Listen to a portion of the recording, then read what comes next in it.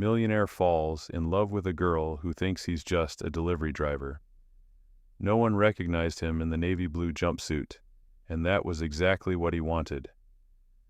The rain drizzled gently over the quiet streets of Willow Creek, a quaint little town where time seemed to move slower and people clung tightly to their routines. A delivery van rolled to a stop outside a charming corner bakery, Clementine's Crumbs, its white paint stained with dirt and faded logos. Inside the van sat Aiden Cross, a man who, despite the rugged clothes and calloused hands, was worth more than the entire block combined. Founder of Cross Tech, a billion-dollar logistics empire, Aiden had everything: money, power, luxury penthouses in Manhattan and Paris. But none of that seemed to matter today, because today he was just the delivery guy. He glanced into the side mirror and adjusted the plain cap over his messy brown hair. No private jets, no tailored suits, just him, a clipboard, and a package of flour for the bakery he'd read about online, the one where a woman named Elsie Ray worked. Her cinnamon rolls had gone viral on TikTok for a week. That's how she caught his eye. But it wasn't the pastries that kept him interested, it was her smile. He had to know who she was, not as a millionaire, not as a CEO, but as a man, willing to risk everything just to feel something real again. As he stepped into the bakery, the warm scent of sugar, butter, and fresh bread wrapped around him, like a memory from a childhood he never had. Behind the counter stood Elsie, flour smudged on her cheek, eyes focused, her energy radiant. She didn't even look up when he said, "Delivery for Clementine's." Her reply was flat, almost annoyed. "Just leave it by the fridge, thanks." She didn't know, didn't recognize him, didn't care, and for the first time in a long time, that thrilled him. The wind chime above the bakery door tinkled softly as Aiden walked out, a small grin tugging at the corner of his lips. He hadn't expected a warm welcome, he didn't want one. That first encounter had been exactly what he needed, real, unfiltered, and entirely devoid of the sycophantic praise he was used to. He slid into the driver's seat of the borrowed van, replaying the brief interaction in his head. She hadn't looked at him twice.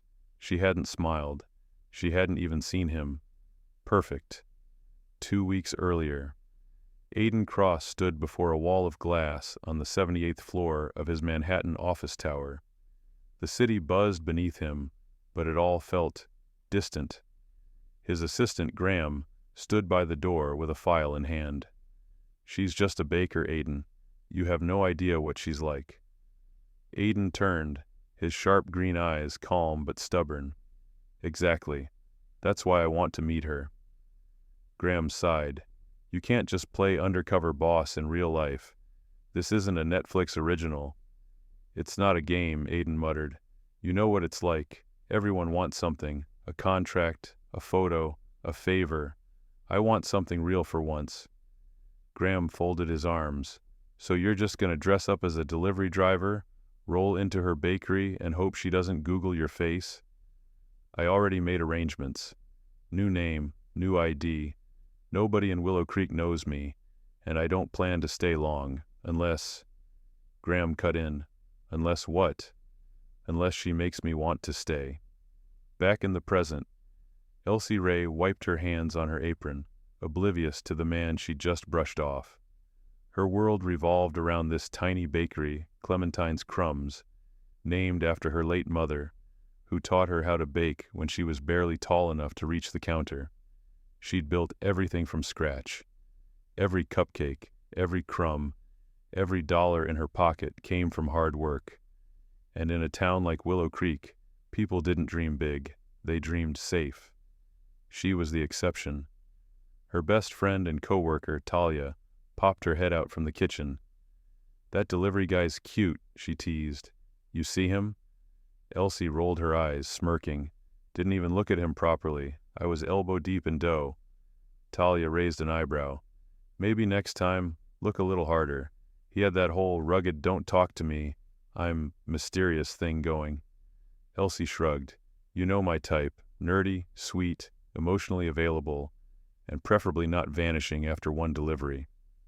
Talia laughed, tossing a towel at her. "Girl, that man looked like he had a story." 3 days later, Aiden returned. He kept it casual. Same cap, same uniform, same van borrowed from a friend at a partner company. He was sticking to the plan. Deliver, smile, fade into the background. But something was changing. He found himself lingering after each delivery, asking about the business, watching Elsie work. She was quick-witted, independent, and totally unimpressed by him, which, ironically, made him even more fascinated. One afternoon, while stacking boxes in the storeroom, he overheard her talking to Talia. "He's nice," Elsie admitted. "Polite, quiet, doesn't flirt." Talia grinned. "And that bothers you because?" Elsie shrugged. "Because every guy in this town either tries too hard or gives up too fast." "Well," Talia winked, "maybe you need someone who's just real." And so a routine began. Aiden came by every other day. He started helping with boxes he wasn't required to move. He complimented her baking in simple ways. "That lemon tart smells like heaven," or "You should charge double for that brownie." He never tried to impress, never tried to win her over. And yet something in his gaze said he saw her. Not as a baker, not as a girl who barely made rent, but as a woman who mattered. Meanwhile, back in New York, Graham was losing patience. "You've been gone 3 weeks," he said over the phone. "Board members are starting to ask questions." Aiden looked out over Willow Creek's sleepy downtown from the motel window. "I'm not ready to leave." "You said this was just curiosity." "It was. Now, it's something else." Elsie began noticing him more. The way he always waited for her to speak first. The way he listened. The way he never asked too much. He was a mystery, quiet, respectful, always present but never pushy, and without even realizing it, she began to look forward to Tuesdays and Fridays, to the sound of the wind chime over the bakery door, to the man who never told her his last name. The autumn sun filtered through the leaves as Willow Creek settled into its warm, golden haze. Aiden had now been in town for nearly a month. His deliveries were no longer about logistics. They were the highlight of his day. He found himself learning the rhythms of the bakery, the way Elsie hummed when she was stressed, the way she kept a lucky blue measuring spoon in her apron pocket, the way she stared out the window at sunset, always lost in a memory. And yet, she still didn't know who he was. That secret began to weigh on him. One crisp Friday morning, Aiden showed up early, an excuse to grab coffee and catch a moment before the shop opened. He spotted Elsie outside, sitting on the back steps, a faded photo in her hands. She didn't hear him at first. Her expression was soft, far away. "Sorry," Aiden said gently. "Didn't mean to sneak up on you." She smiled faintly, tucking the photo away. "It's fine, just remembering." "Someone important?" She hesitated, then nodded. "My mom. This bakery was her dream. When she passed, I promised myself I'd keep it alive, even if it meant sacrificing everything else."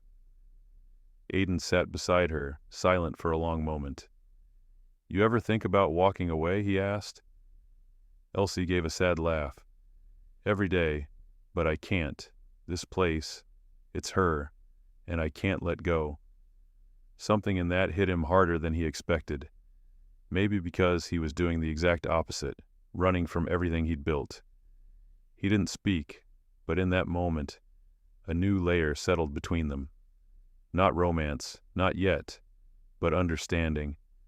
Mason Ward, Elsie's ex-boyfriend. Clean-cut, successful, and back in Willow Creek for a brief consulting contract with the local council. Mason was everything Elsie used to want before life crushed her dreams. He showed up one morning unannounced, leaning on the counter like he'd never left.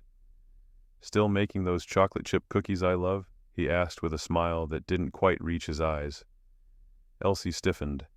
"Mason, Wow, didn't expect to see you again. I figured it was time to check in on the girl who broke my heart. Aiden, who had just entered with his delivery cart, froze mid-step. Mason noticed him and gave a smirk. New guy? Delivery driver, Elsie said without looking back. That's Aiden. Mason walked over and clapped a hand on Aiden's shoulder. You local? Aiden gave a short nod. Just helping out a friend for a while. Mason chuckled. Good for you, man. Real work. Honest work. The tension between them was subtle, but Elsie felt it. She shot Aiden a quick glance. His jaw was tight. His smile was gone. Later that day, Talia pulled Elsie aside in the back room. So, Mason's back, and Aiden looked like he wanted to deck him. Elsie snorted. Aiden doesn't even know me like that. Doesn't matter. You saw it too. That look. Elsie paused. He's just easy to talk to. Mason always made me feel like I had to be someone else. Aiden never asks me to change. Maybe that's why it scares you. That night, Aiden sat alone in his motel room, staring at his phone. One call and his team could shut down Mason's contract. He still had power, influence, control. But that wasn't the man Elsie deserved. The next week, Elsie found Aiden out back, helping Talia fix a leaking pipe. You know you're not getting paid for that, right? She teased. He grinned. It's either this or watch paint dry in my motel. She leaned against the doorway. Why are you really here, Aiden? He looked up at her, caught off guard. I told you, he said softly. Needed a break from the city, from who I was. And who were you? He hesitated. Someone who stopped believing in people. Elsie frowned. And now? Now? He shrugged. I'm not so sure. She nodded, accepting the half-truth. But something flickered in her eyes. Uncertainty, or maybe hope. One rainy Thursday, Mason showed up again, this time holding 2 tickets to a charity gala. It's for the children's hospital, he said. You used to care about things like that. Elsie raised an eyebrow. And you used to not lie to me. Mason smiled thinly. I've changed. But Aiden watched the whole exchange from across the street. He saw the manipulation, the guilt tactics, the fake charm, and for the first time he wondered if he was any better. After all, he was lying too. That evening, Aiden sat with Graham over video chat. She deserves the truth, Graham said bluntly, before someone else finds out. Aiden leaned forward, elbows on his knees. If I tell her, I lose everything we've built. If you don't tell her, you lose her. Meanwhile, Talia confronted Mason one evening after closing. Why are you really back? She demanded. Mason gave a knowing smile. You ever feel like something slipped through your fingers? Like you could have had it all? Talia crossed her arms. You're not here for Elsie. You're here because your ego can't stand that she moved on. Mason's eyes darkened. Maybe I just hate watching her fall for a guy who doesn't belong here. A few days later, Aiden found Elsie sitting by the town's quiet lake. She didn't say anything as he sat beside her. For a moment, the world was silent. I think I'm scared, she said softly. He looked at her. Of what? Of letting someone in, of believing someone and being wrong again. He reached for her hand. She didn't pull away. I'm scared too, he admitted. But maybe we're braver than we think. She smiled faintly. You always say the right things. No, he said, staring at the water. I just say what I feel. That night, under the autumn sky, they kissed for the first time, gentle, hesitant, real. But as they pulled apart, Elsie's smile faded. I still don't know anything about you. Aiden's heart thudded. You know the real parts. But I don't know your last name. He hesitated. It's not important. Yes, it is, she said quietly, because I think I'm falling for you, and I don't even know who you are.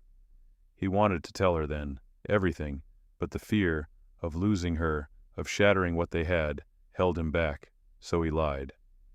It's Bennett, Aiden Bennett. The next day, Mason stormed into the bakery with his phone out. Nice kiss last night, he sneered, holding up a photo. Small town, big mouths. Elsie's face turned red.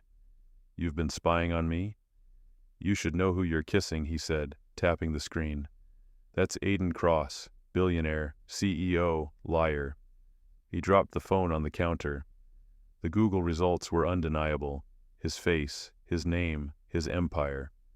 Elsie's hands shook as she stared at the screen. When Aiden walked in moments later, smiling, unaware, her voice was quiet, trembling. Is it true? The smile faded from his face. Elsie, I can explain. The bell above the bakery door chimed as it always did, but this time it echoed in a heavy silence. Elsie stood behind the counter, Mason's phone still in her hand, the screen glowing with truth. Aiden paused mid-step, his eyes flicking from her trembling hands to the flicker of pain in her eyes. Is it true, she whispered. The words hit harder than any accusation. There was no anger yet, just hurt, disbelief. Aiden took a slow breath. Yes, my name is Aiden Cross. He said it with quiet finality, like placing a stone on a grave. Elsie's jaw clenched. So the bakery guy, the coffee chats, helping with pipes, that was all a game? No, he said quickly. None of it was fake. I swear. Mason leaned casually against the counter, smug as ever. You really know how to pick 'em, Elsie. He fooled the whole town. Get out, Elsie said, not to Aiden, but to Mason. He blinked. What? I said get out, now. Mason scoffed and straightened. Fine, but don't say I didn't warn you. When the door finally shut behind him, she looked back at Aiden. I trusted you, she said, her voice low. You let me fall for someone who doesn't even exist. I am that person, Aiden said, stepping forward, more than I ever was in the city. You helped me remember who I wanted to be. She shook her head. You should have told me the moment it got serious. I wanted to, he said, but every day that passed, it got harder. I didn't know how to explain without ruining everything. You ruined it anyway, she said softly. He took a shaky breath. Please, Elsie, don't let this be the end. But she didn't answer. Just turned away, blinking back tears. Maybe it already is. That night, the bakery lights stayed off.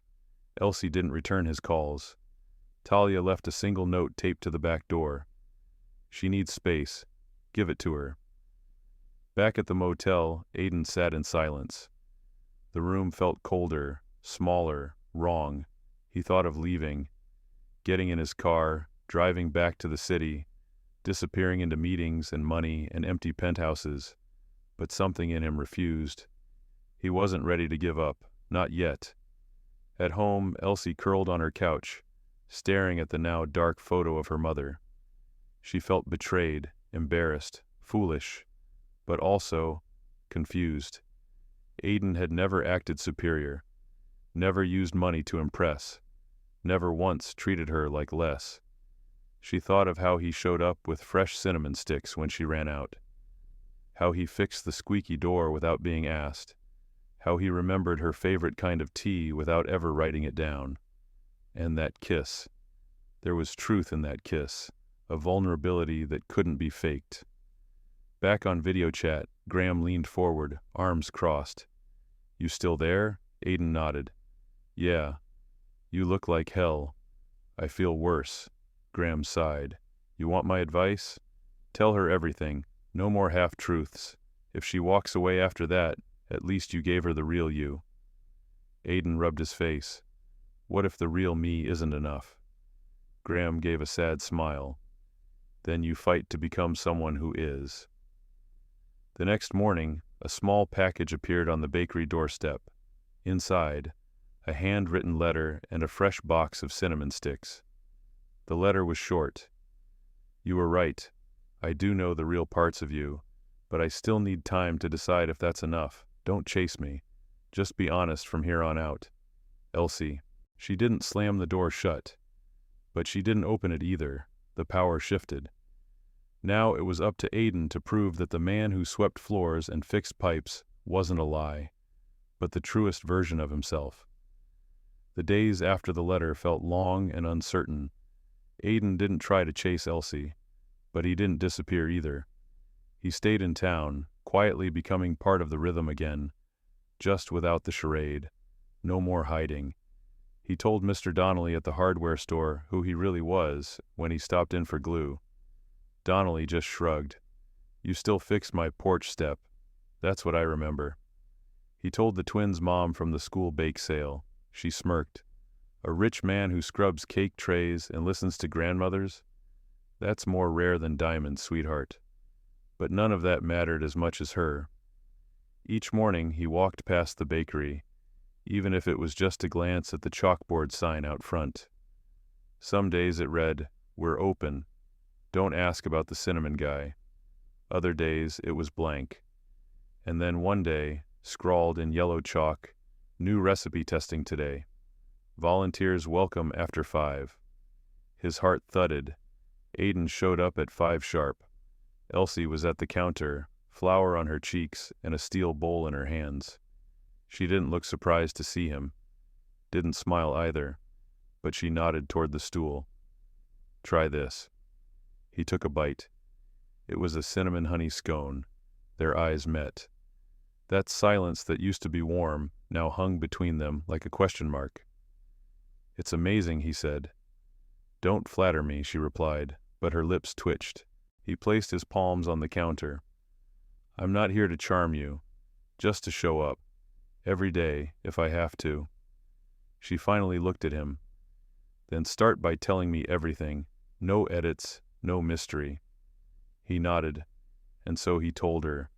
About the company, the bet, the burnout, how the bakery job that started as a dare became his only peace, and how she, her laughter, her kindness, her fire, made him want to be more. "I was ashamed," he admitted, "because the first time I felt like a good man wasn't in a boardroom. It was with you holding dough." Elsie stared down at the tray of cooling scones. "I hated you," she whispered, "for making me care." He didn't flinch. She looked up. "I was scared. You knew how much this place meant to me. You knew how hard I worked. And then, it felt like you played me." "I know," he said, "and I'll spend every day proving I didn't." She sighed. "I don't need a rich man, Aiden." He stepped closer. "Then let me just be your man." Later that night, thunder rolled in.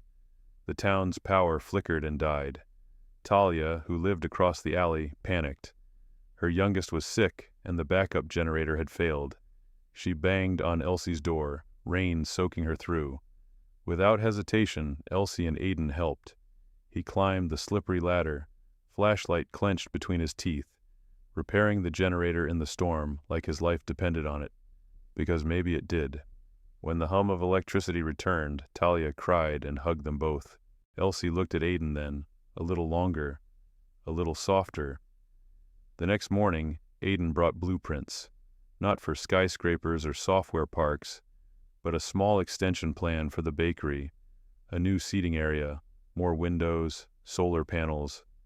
Elsie raised an eyebrow. "So you're renovating now?" He grinned.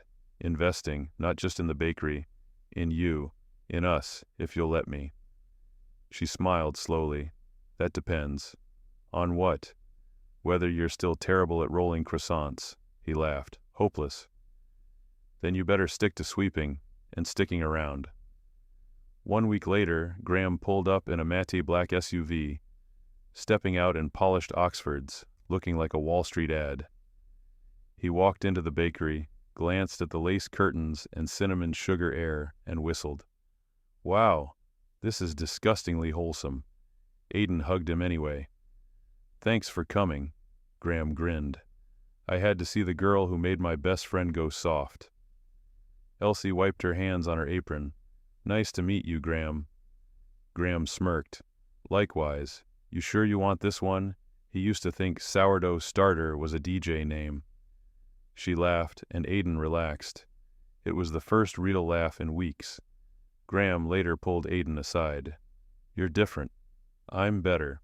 Graham nodded. "Then stay better." The bakery reopened officially with the new space, new recipes, and a chalkboard sign out front that read, Try the cinnamon honey scone. The man behind it is finely honest. Locals came in droves. Tourists, too, once the story hit a local blog. Aiden stayed behind the scenes mostly, happy to watch Elsie shine. And when she burned her fingers or rolled her eyes at his coffee-making attempts, he smiled. He was home. One quiet evening, as the bakery closed, Elsie handed Aiden a small envelope. "What's this?" he asked. "Open it." Inside, a letter in her handwriting. "You once asked me what I'd do if I had all the money in the world. I said I'd still make cinnamon scones. Now I know it wasn't about the scones. It was about staying true. You didn't just fall in love with me. You learned to love yourself here. That's the real story. So if you're still willing to sweep floors and kiss burnt fingers, I'm all in." E.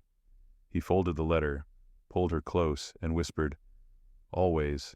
The camera pulls back from the cozy glow of the bakery, soft music playing in the background. The smell of cinnamon, laughter, and late-night baking fills the air. Then a voiceover from Aiden. "I thought I had everything when I had money. Turns out, I had nothing until I met a girl who thought I was just a delivery guy. She didn't fall in love with my wallet. She fell in love with my flaws, my fears, and my fight. And that's the kind of love that sticks, like cinnamon on your fingers." Just as things finally felt settled, a letter arrived at the bakery, this time addressed to Aiden Carter. Elsie handed it over, eyebrows raised. Official, fancy seal, no glitter. He opened it, read silently, then exhaled long and slow. "What is it?" she asked. He looked up. "Remember the investor I told you about? The one who started this whole disappear for 30 days and reinvent yourself challenge?" Elsie nodded slowly. "He's coming here, next week, wants to meet you. And..." Aiden hesitated. "He wants to offer you something." The man arrived 2 days early, Maxwell Trent, silver hair, piercing eyes, a tailored coat that probably cost more than a month of bakery sales.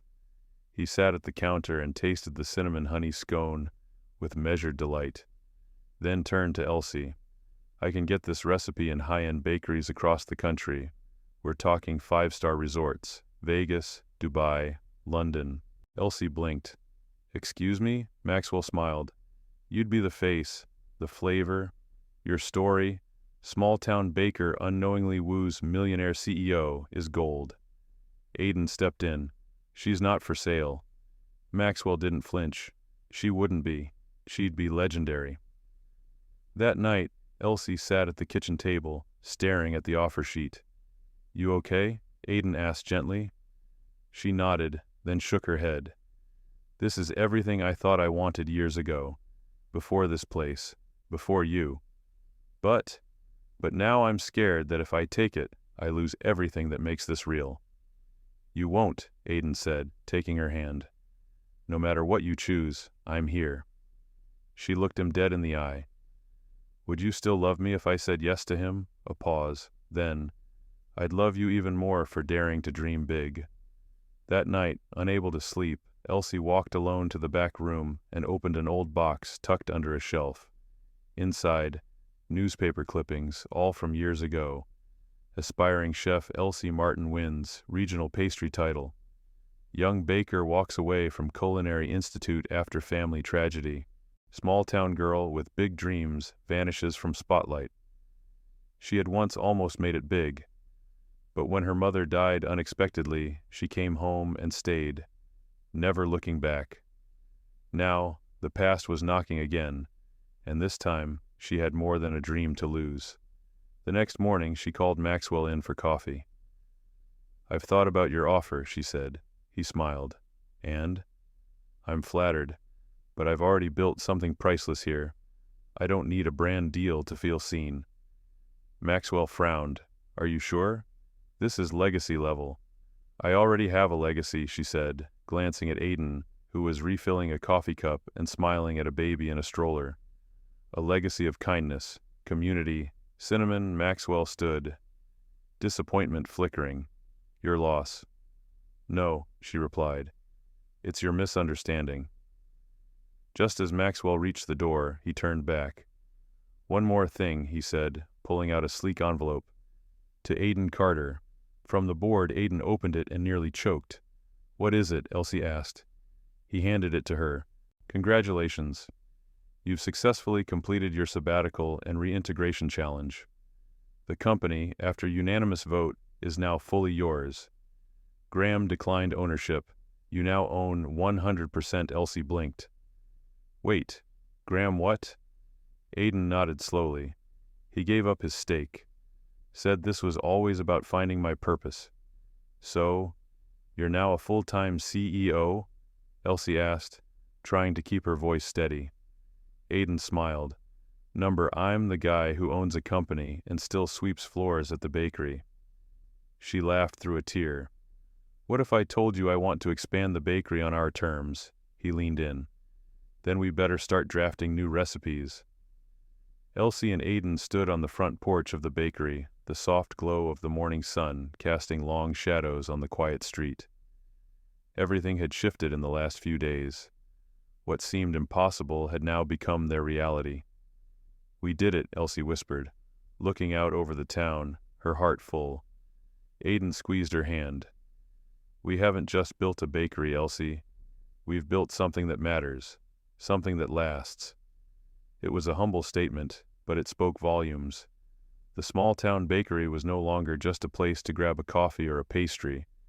It was a symbol of their journey, their commitment to authenticity, to staying true to who they were, no matter the temptations of fame and fortune. The phone rang, breaking the serene silence. Elsie glanced at the screen. It was Maxwell Trent. She glanced at Aiden, who nodded.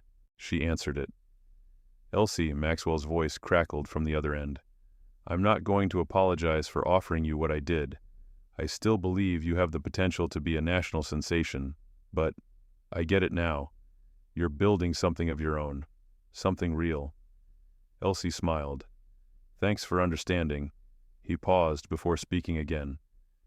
"There's one thing I need to say. I'm not going to take it personally.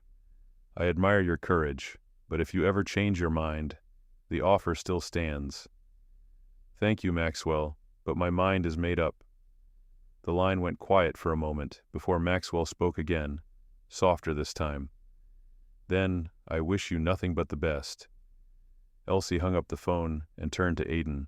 "He gets it, he really does." Later that evening, the bakery was alive with the hum of chatter, the aroma of fresh-baked goods filling the air.